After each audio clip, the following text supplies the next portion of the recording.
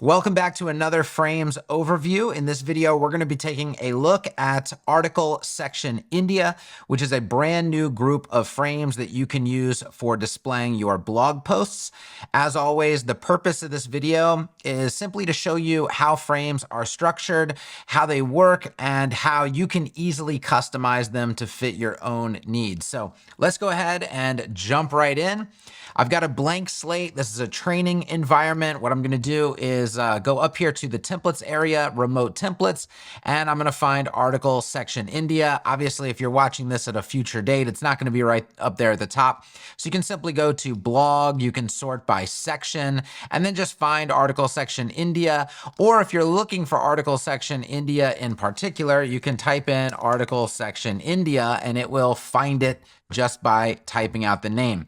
I'm going to go ahead and hit insert template. Before I do that, I'm going to import images just in case, but one thing you are going to notice when you import article section India, and you're going to want to do this on a website that already has a few blog posts ready to go, just so you can kind of see a preview, because this frame is going to automatically loop through your posts. It's automatically going to pull in all of your dynamic data, such as the featured image, the title, the category, the date, all of that good stuff is going to be pulled in automatically.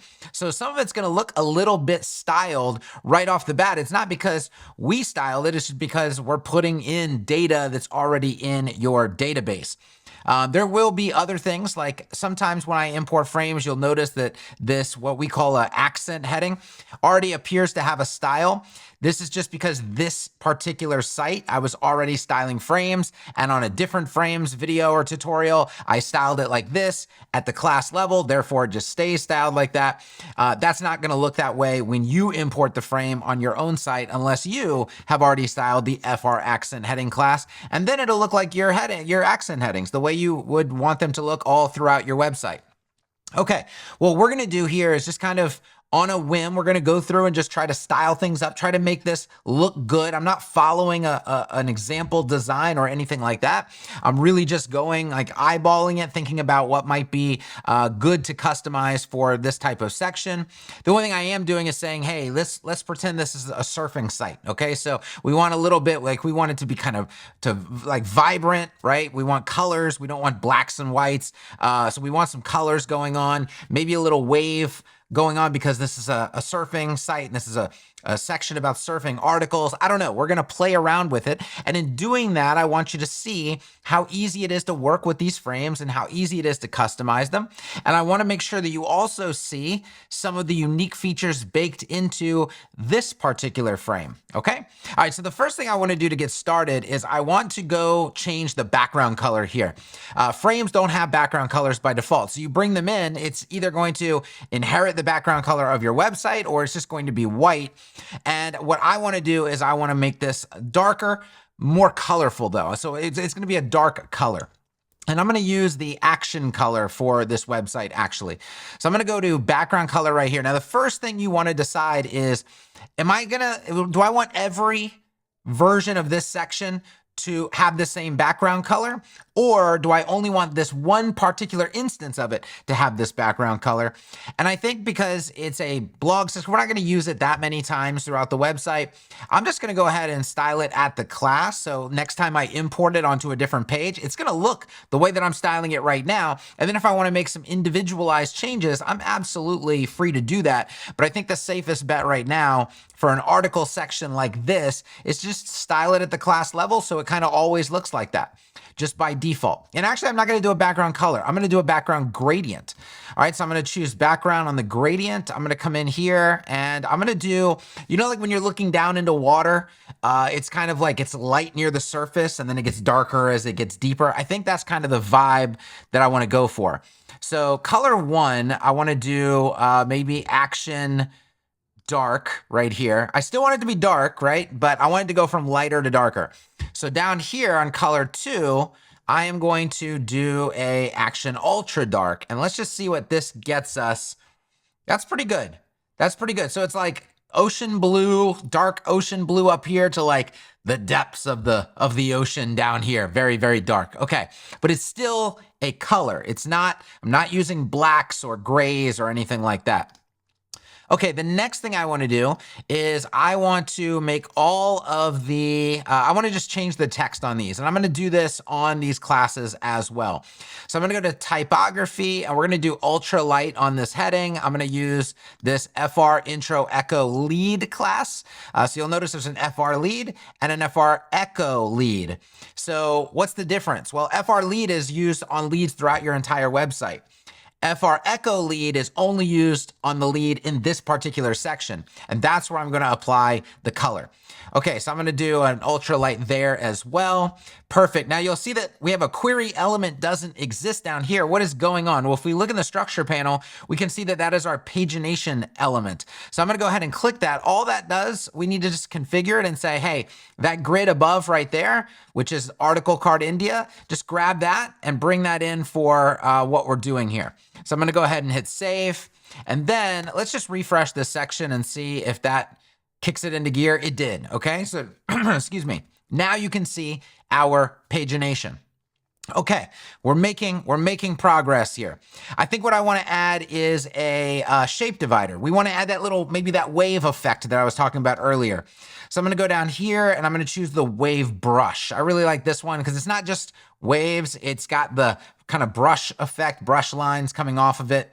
I want to change the height to something like, let's try 20 rem. And then I want to position this at the bottom. So it's like right below my article cards right here. Maybe like 24 rem. So it kind of comes up here and lets the card overlap a little bit of the wave. I think that's a pretty cool effect. And then I'm working within the same palette here.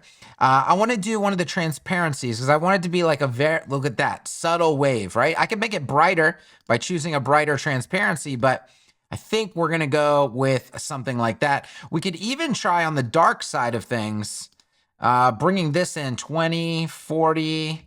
All right, this is 80. It's really hard to see. There's not enough contrast there. So what if I do just the action trans color? That's kind of cool too. Is it going to be that or is it going to be this? This has a little bit more color in it. Oh man, that's a hard decision to make. All right, let's go ahead and look at the front end. I think that's pretty good. Let me look at the other one though, just one more time. Flip back and forth, save. Let's refresh. I don't know. I think I like that one. I think I'm going to go with that one. Okay. Now let's get to styling the actual cards. We don't want to wait around too long on this. First of all, this thing looks ugly right here. It's a placeholder. What it's actually trying to do is pull your gravatar from your user, whoever the author is, their email address, the gravatar attached to it. It's going to pull that in automatically, but I'm on a dummy website and this dummy author does not have a gravatar. So what I'm going to need to do is just pop in a photo manually. So see how it's dynamically pulling the author avatar. I'm just going to go ahead and delete that. And then it's going to let me select my own image. And I'm just going to select this girl right here because I don't know, she looks like she would surf or something. So I'm going to hit insert. And there she is. Perfect. Okay. Now, if we look on the front end, it is pulling her name in, right? It's pulling all of the content in properly.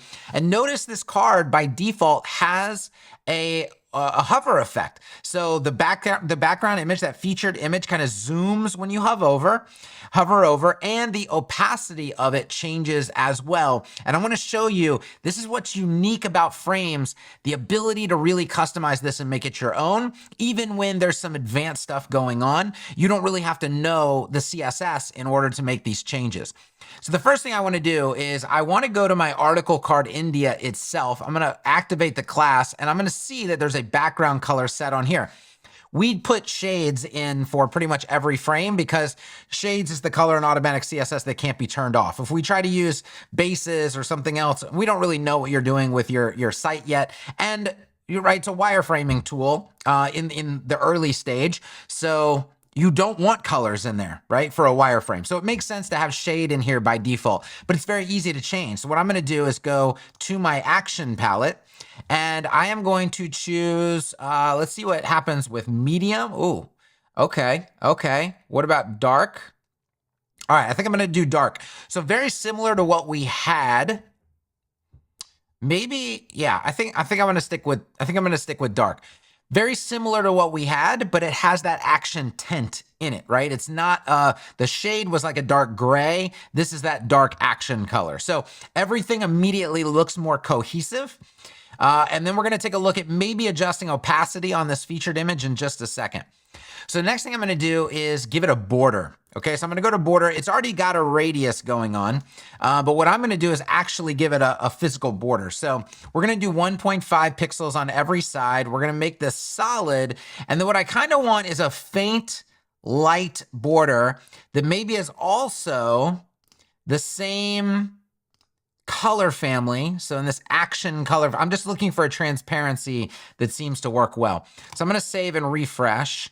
All right, that gave it a little bit of a border, but it did not give it enough of a border. So I'm gonna go with 40, and that may do it right there. So let's refresh. That's pretty good. That's pretty good. Now, again, when I'm styling these, you may not like the styling that I'm doing. You may not like, the changes that I'm making. That's not the point of these videos. The point of these videos is to demonstrate how easy it is to get from what was basically an unstyled frame to a fully styled frame. You get to make your own design decisions. And that's what's fantastic about frames, is that everybody can make their frames look completely different, to where you're looking at a website and you don't even know that it was built with frames. So you just really have the ultimate flexibility here.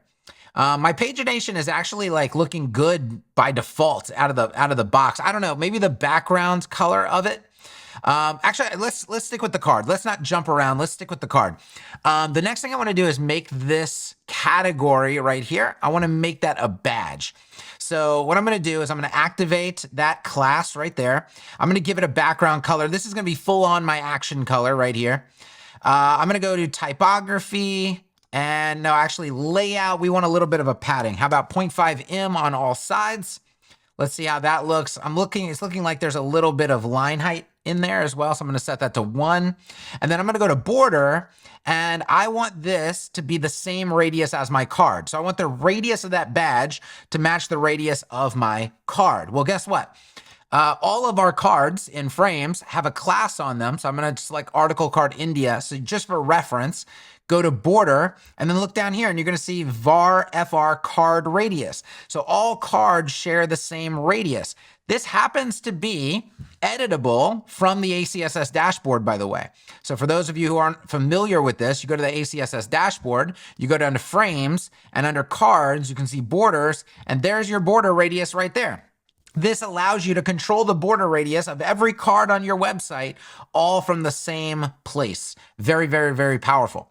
So when I'm doing my badge, if I want my badge to match my card radius, I simply go on the badge to border, and then I paste that same exact radius in, and it's gonna give my badge the exact same radius. So I'm gonna refresh now and look at the badge that we have going on. The next thing I wanna do is I want to increase the size of my heading a little bit in this card. I'm gonna activate the class. I'm gonna go to typography. I'm gonna see that there is no font size set. It's just inheriting my normal H3 style. So what I wanna do is actually, let's see what H2 is. So I'm gonna give it an H2 variable under font size, and that's gonna match the H2 heading size that has been programmed into this website. Again, under typography, you have full control over all of your heading sizes, okay? Actually, here's the headings down here. So here's your heading overrides, and you can see that on this site, the H2 and the H1 have both been set manually, which means they're not calculated via the mathematical scale anymore. They're just set to manual sizes. So what I'm gonna do is refresh here, and I'm gonna see that, okay, there was a huge jump from H3 to H2. Why was there a huge jump? Because H3 is set according to the normal math scale on the website. The H2 is set custom to be much bigger, because this particular site wanted much bigger H1s and H2s, and then everything below that would be like default.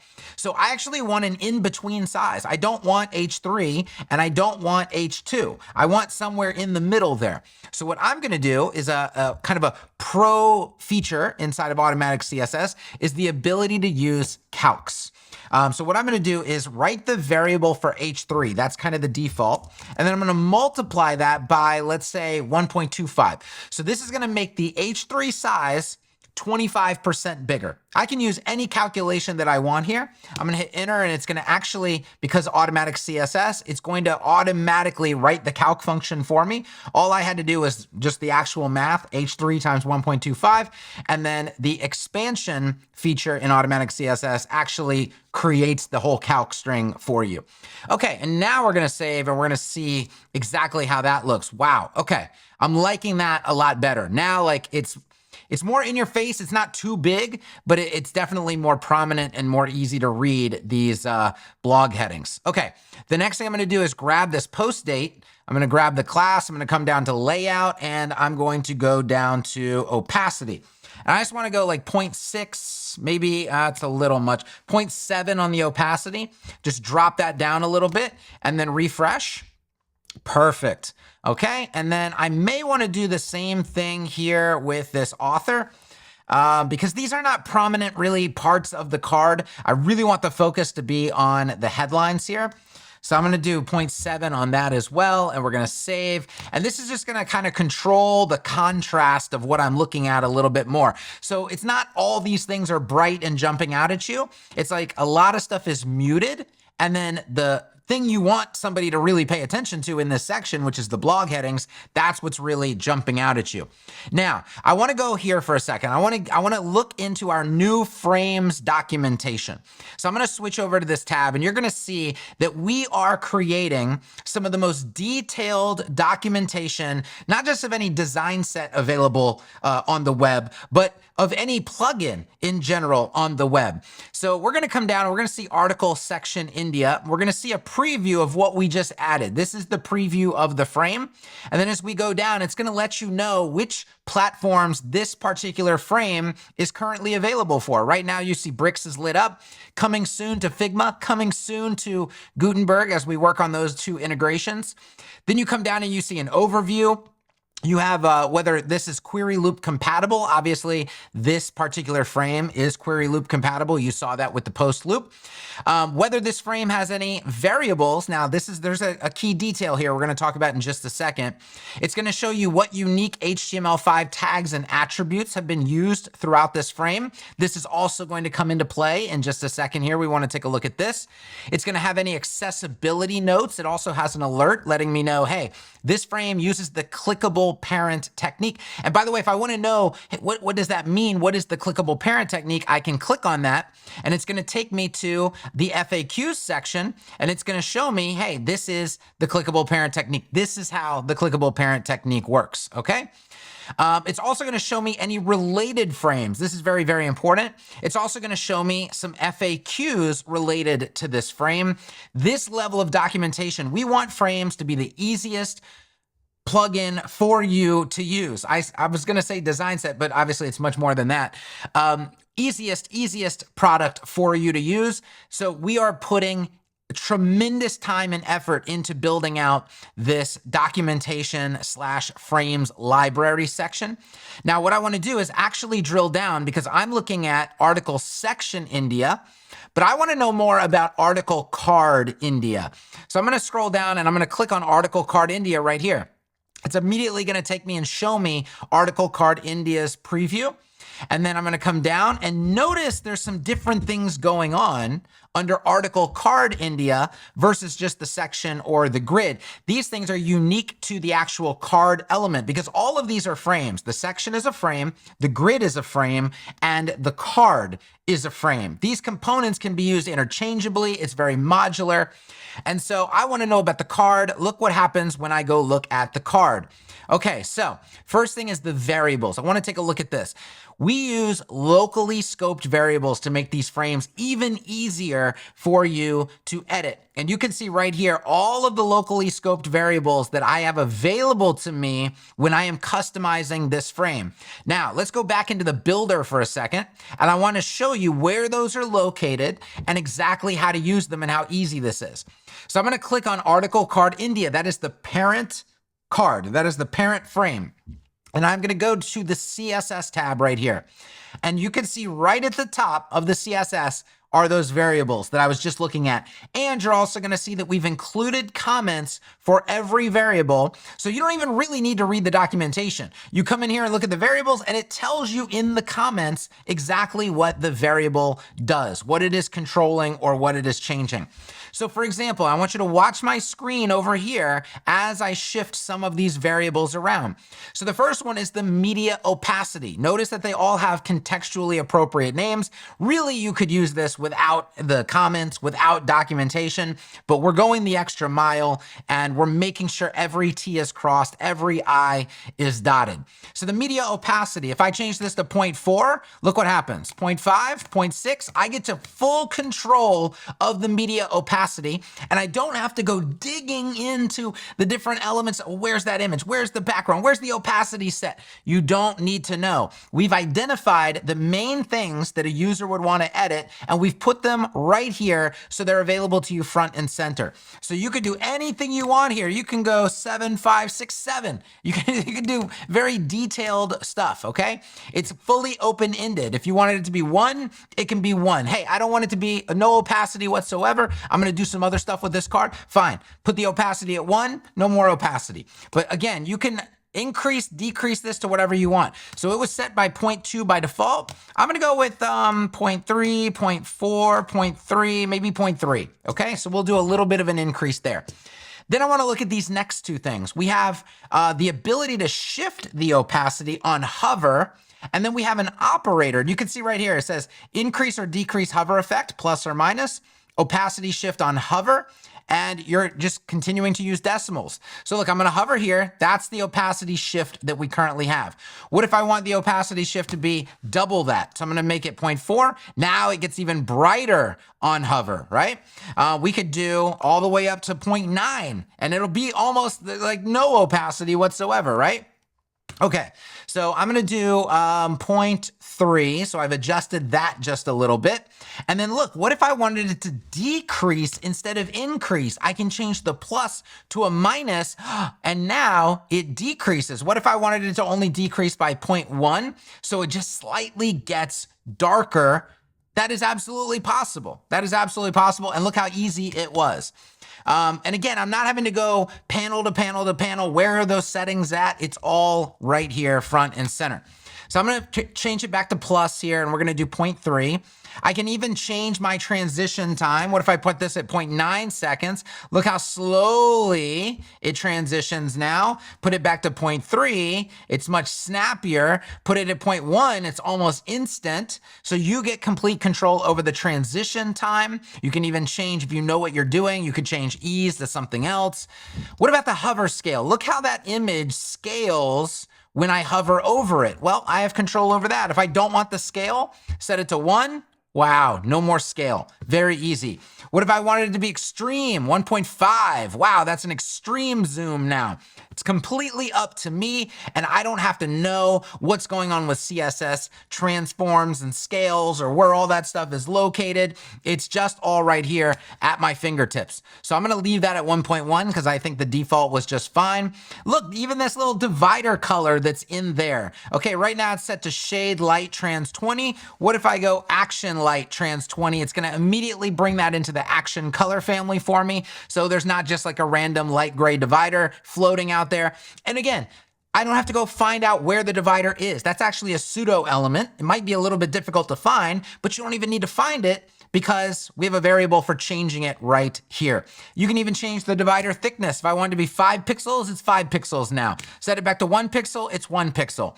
So we're identifying the things that you would probably want to change, that you probably don't want to dig for or have to decipher what's going on. And we put them right here using locally scoped variables. I can even change my divider gap if I want to. I think you get the point by now.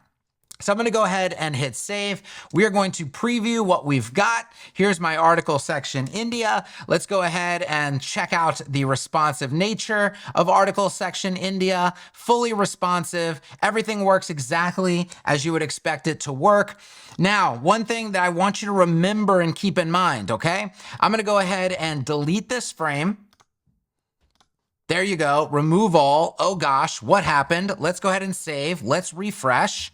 Now let's say I'm on a different page and I'm like, you know that article section again? The one maybe that I put on the home page?